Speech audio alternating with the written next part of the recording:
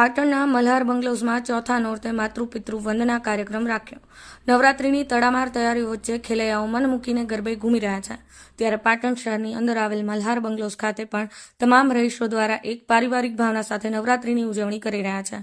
ત્યારે નવરાત્રીના ચોથા નોરતે તમામ રહીશો દ્વારા ગરબાની રમઝટની સાથે માતૃપિતૃ વંદના કાર્યક્રમનું પણ આયોજન કરાયું હતું, જ્યાં તમામ રહીશોએ તેમના માતા પિતાનું પૂજન કરી નવરાત્રીની એક અનોખી રીતે ઉજવણી કરી હતી. પાટણ શહેરની અંદર આવેલ રોટલે હનુમાન મંદિર પાસેનો મલ્હાર બંગલોઝ ખાતે નવરાત્રીની ઉજવણી દરમિયાન અનેક વેશભૂષા સહિતનો કાર્યક્રમ યોજાઈ રહ્યા છે. ત્યારે ચોથા નવરાત્રીની રાત્રે વધુ એક અનોખો કાર્યક્રમ રાખ્યો હતો, જેમાં તમામ રહીશો દ્વારા પોતાના માતા પિતાના પૂજન કરી તિલક સાથે હાર પહેરાવીને માતા પિતાની વંદના કરી હતી.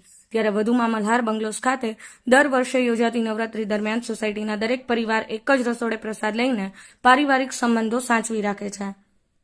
રાજુભાઈ ડી પટેલ સાથે નિખિલભાઈ જોશી, પાટણ ન્યૂઝ 24, પાટણ.